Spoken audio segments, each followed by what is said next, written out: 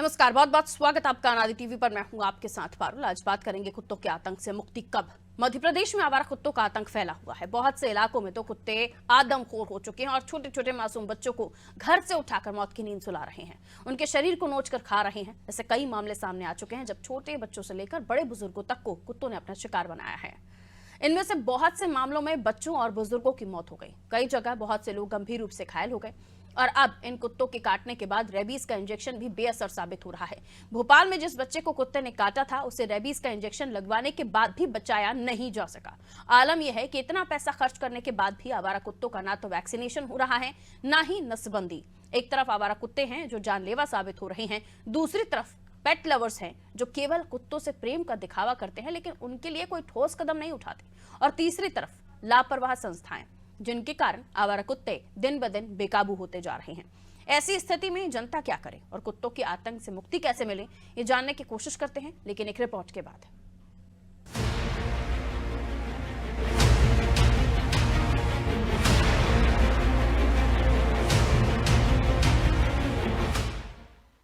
मध्य प्रदेश में आवारा कुत्तों के आतंक से जनता परेशान है। कुत्ते आदमखोर हो चुके हैं, मासूम बच्चों को नोच कर खा रहे हैं, बड़ी संख्या में लोगों को काट रहे हैं।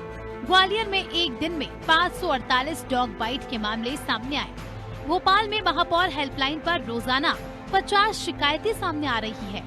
यहाँ 15 दिन के भीतर 2 बच्चों की मौत कुत्तों के काटने से हुई है। इनमें से एक बच्चे की मौत तो रेबीज का टीका लगाने के बाद ही हो गई, यानी रेबीज का टीका भी अब बेअसर होता जा रहा है। जनता शिकायत करती है तो पालतू जानवरों के प्रेमी उनके साथ मारपीट करते हैं।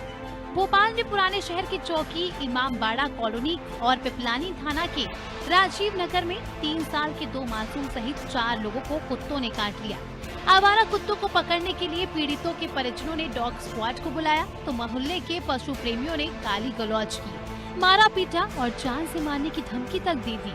15 दिन पहले ही यहाँ एक कुत्ते ने एमपी नगर क्षेत्र में 21 लोगों को जख्मी किया। रात में जेपी अस्पताल में इंजेक्शन लगवाने के लिए कतार में लोग लगे, वहीं अस्पताल में रखे एंटी रेबीज इंजेक्शन भी कम पड़ गए। हालात ये थे कि देर रात को ही फार्मेसी काउंटर खुलवाकर एंटी रेबीज इंजेक्शन लाने पड़े। ग्वालियर में भी लोग शहर की सड़कों पर यहाँ वहाँ घूम रहे आवारा कुत्तों के आतंक के चलते खौफ के साए में है। कई इलाकों में तो हालात इतने बिगड़ गए हैं कि आम जन का बिना डरे बाहर निकलना मुश्किल हो गया है। कंपू में ईदगाह के पास स्थित मंदिर से दर्शन कर लौट रही एक बुजुर्ग महिला पर आवारा कुत्तों ने हमला कर दिया, जिससे महिला गंभीर रूप से घायल हो गई। कुछ ऐसे स्थान हैं जहां कुत्तों को लेकर समस्या ज्यादा है। यहाँ रात में जाने वाले रास्ते बदल देते हैं। कुत्तों का लगातार बढ़ता आतंक चिंता का विषय है। उधर नगर निगम न तो आवारा कुत्तों का वैक्सीनेशन करा रहा है और न ही आवारा कुत्तों की नसबंदी कराई जा रही है।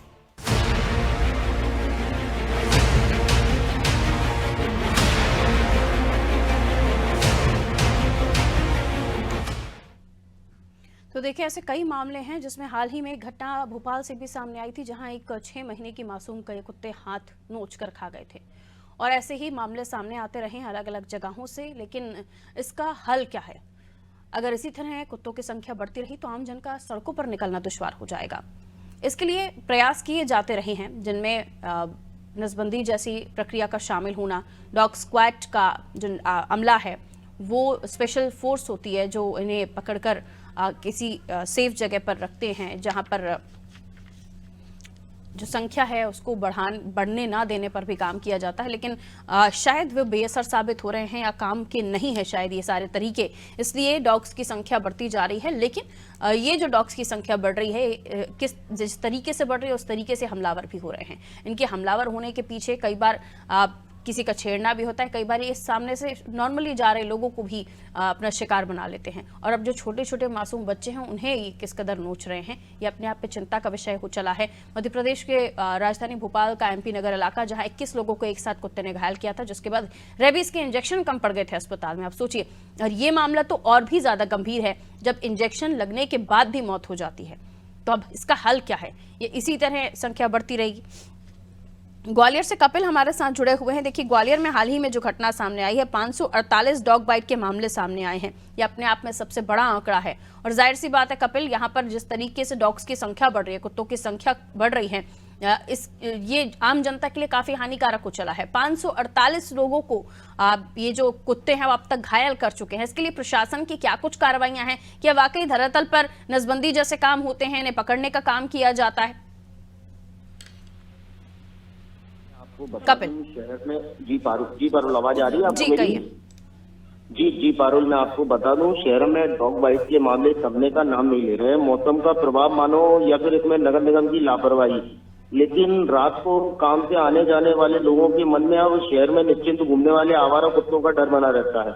आलम यह है कि शहर में रात भर कुत्तों का झुंड बना रहता है और जैसे ही कोई व्यक्ति उनके पास से गुजरता है तो यह श्वान उन पर अचानक हमला कर देते हैं और उन्हें घायल भी कर देते हैं।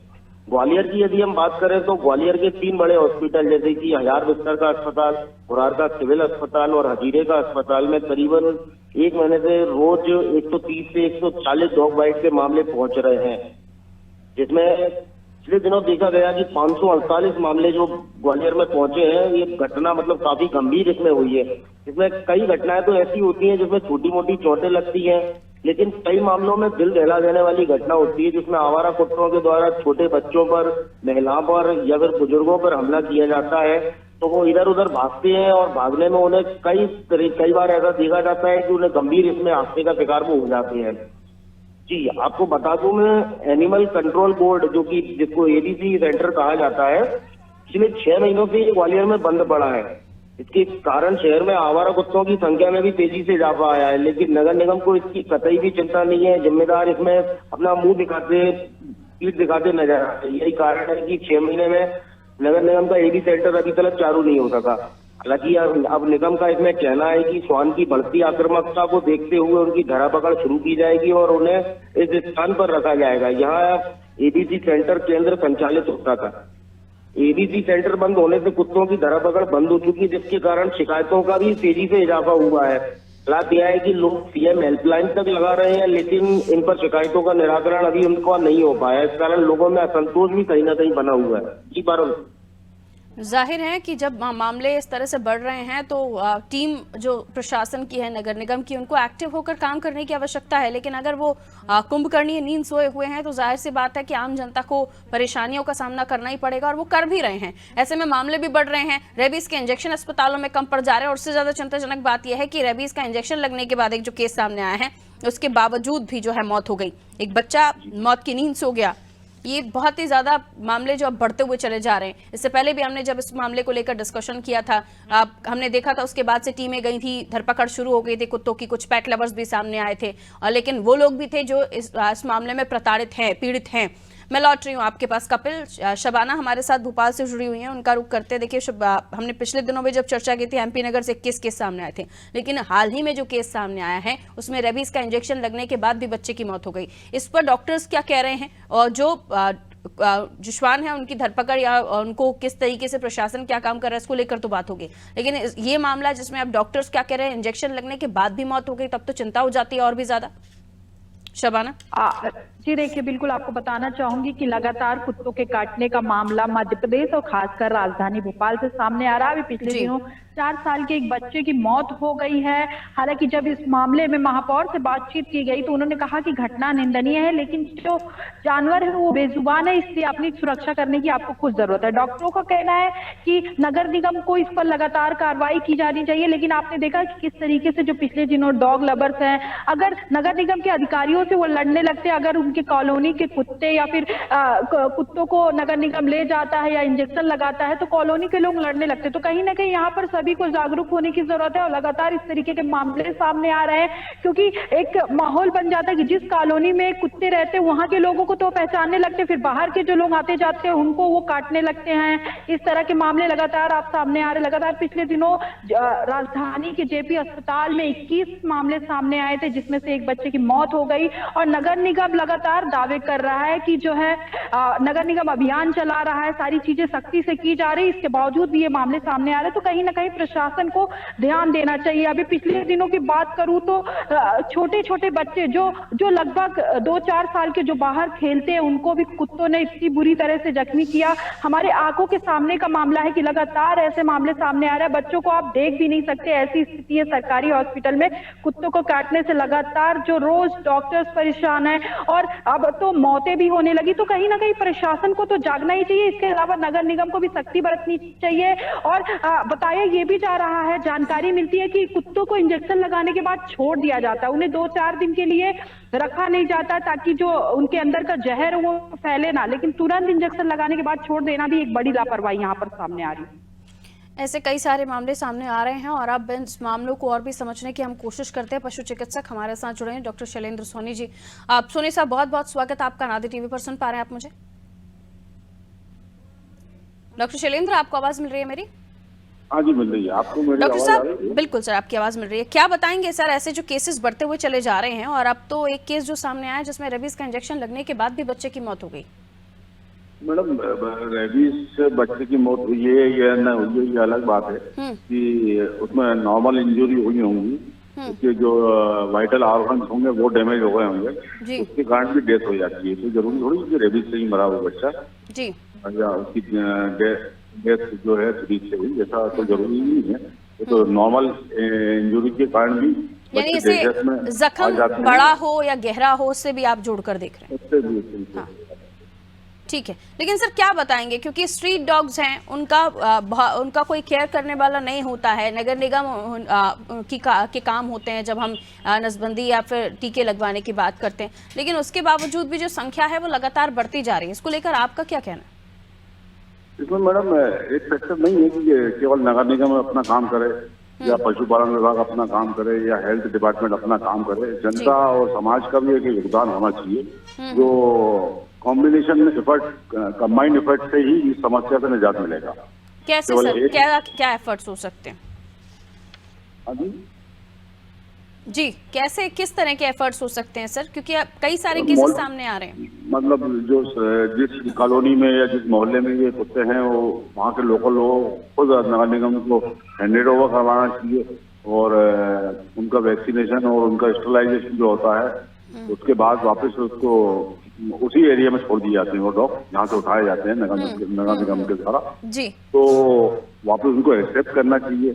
जनता का तत्कालिक प्रतिक्रिया तो देती है, लेकिन एक रिस्पॉन्सिबिलिटी के साथ जो काम करना चाहिए समाज को, वो उसकी कमी है। नगर निगम अपने प्रयास कर रहा है, पशुपालन विभाग अपने प्रयास कर रहा है, हेल्थ डिपार्टमेंट अपने प्रयास कर रहा है, लेकिन एक कॉम्बाइंड जो एफर्ट है उसकी कमी दिखती है, क्लियर कट दिखती है।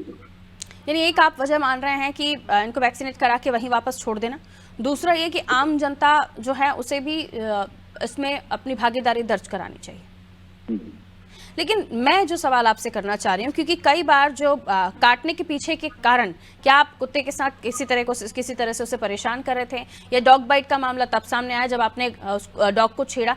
कई ऐसे मामले सर, छोटे छोटे बच्चे निकलकर सामने से जा रहे हैं। ये जो मैं 6 महीने के बच्चे का जो केस बता रही हूँ, जिसका हाथ खा लिया गया था, उसमें तो कोई ऐसी बात ही नहीं थी कि वो बाहर हो या कुछ हो। बाहर खेलते हुए किसी बच्चे को डॉग्स ने उठा लिया।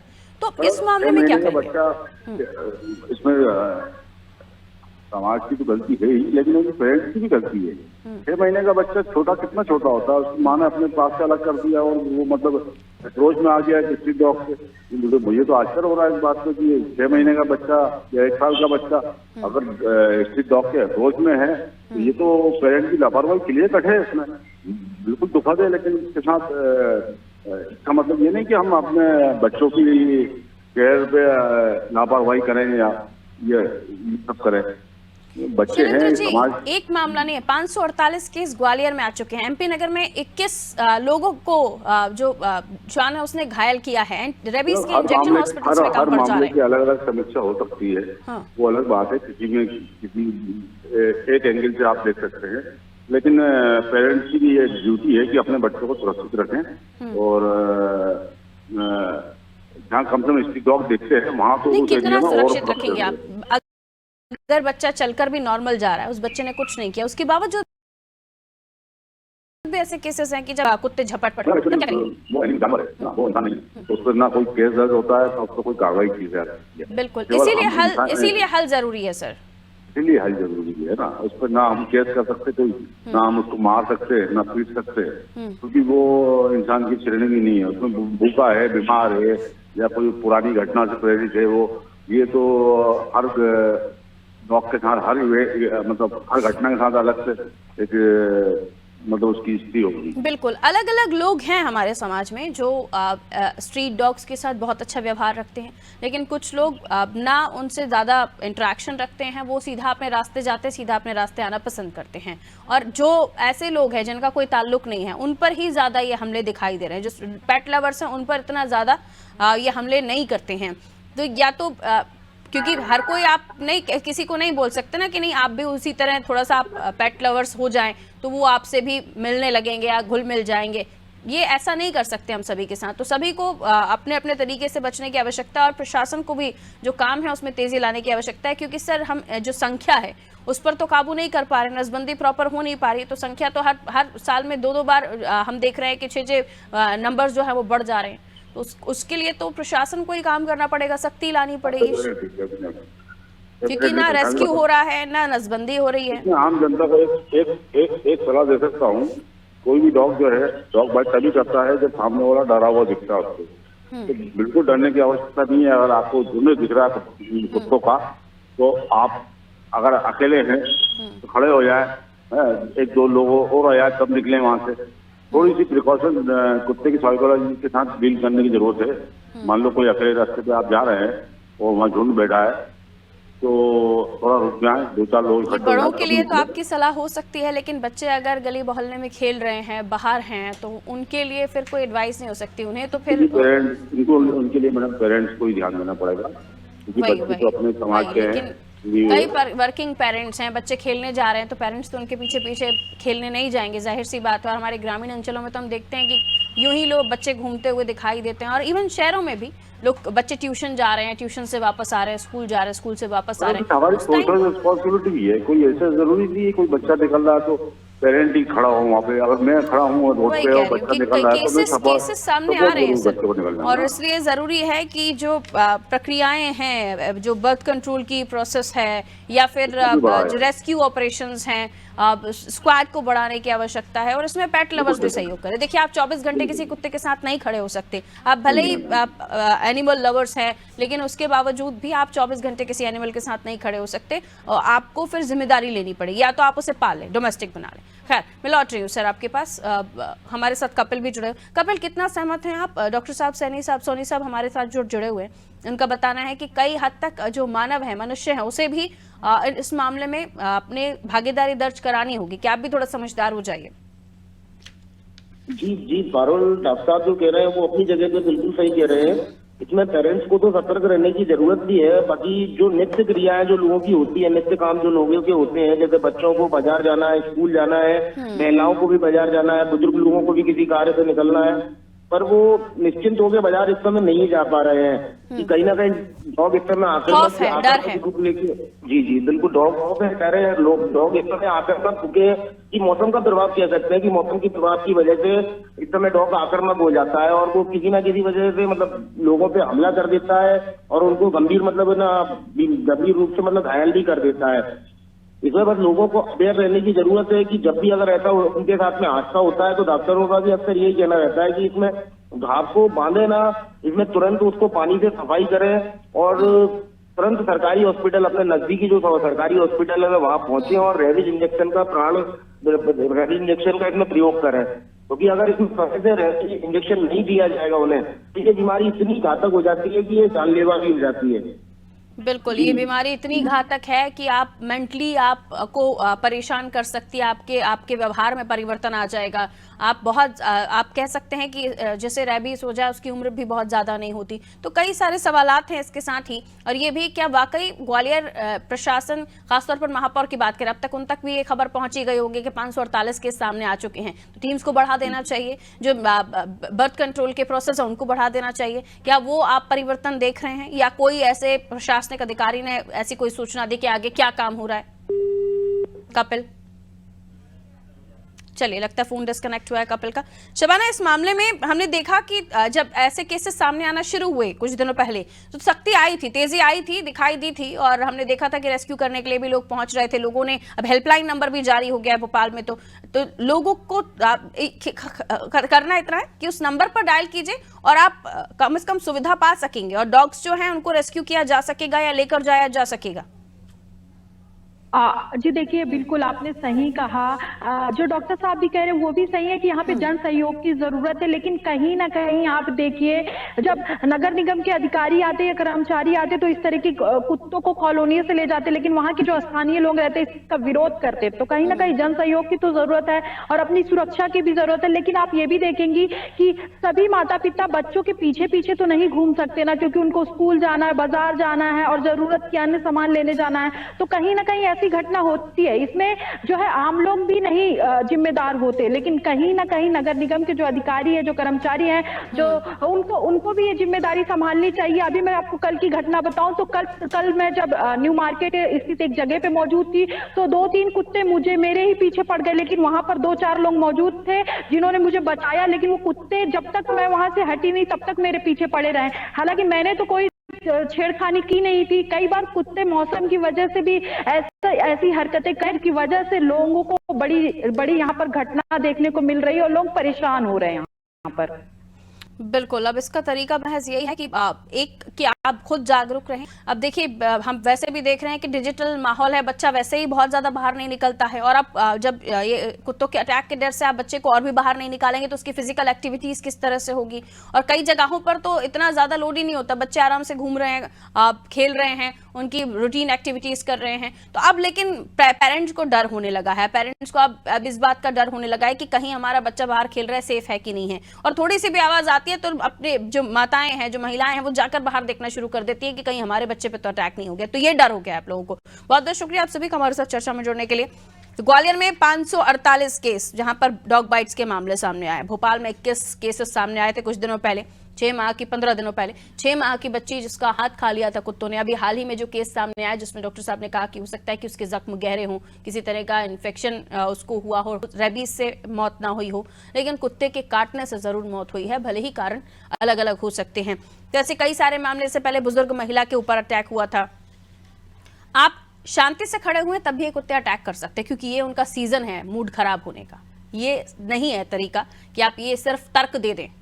आप आम इंसान को अगर कुत्ते से खतरा है तो उसको लेकर प्रशासन को सख्ती दिखानी होगी, क्योंकि लोग घायल हो रहे हैं। अब देखिए ना, रेबीज का इंजेक्शन लगना, बॉडी में शिवरिंग आना, फीवर आना, सूजन आना, कई सारी तकलीफें होती हैं, और इसलिए तो आम जनता की सुरक्षा प्रशासन, पुलिस दूसरी तरीके से कर रहा है, अब इस तरीके से भी करनी जरूरी हो जाती है, क्योंकि आपने बर्थ कंट्रोल पर काम नहीं किया तरीके से, आपने उनको रेस्क्यू नहीं किया तरीके से। अगर बर्थ कंट्रोल पर काम हो जाता तो इतनी बड़ी संख्या नहीं होती। इसका भी बजट बड़ी संख्या में होता है, लेकिन काम तरीके से नहीं हो रहा है, और ये प्रशासन की जिम्मेदारी। और अब इनकी संख्या बढ़ गई तो भी नगर निगम की जिम्मेदारी है कि इन्हें रेस्क्यू किया जाए। और जितने भी पेट लवर्स, एनिमल लवर्स हैं, उनसे मेरी हाथ जोड़कर विनती है कि आप भले ही एनिमल लवर्स हों, आप कितना भी प्यार करें, लेकिन दूसरों को जो तकलीफ हो रही है उन्हें भी आप देखें। या तो आप उन्हें डोमेस्टिक बना लीजिए, पूरी जिम्मेदारी लीजिए, टीके से लेकर वैक्सीनेशन से लेकर, क्योंकि हर साल टीके लगते हैं डॉग्स को, उसकी भी जिम्मेदारी लीजिए। वरना आप एनिमल लवर से बहुत प्यार कीजिए, लेकिन दूसरों को जो तकलीफें हो रही है उनकी भी जिम्मेदारी लेना फिर आपकी जिम्मेदारी हो जाती है।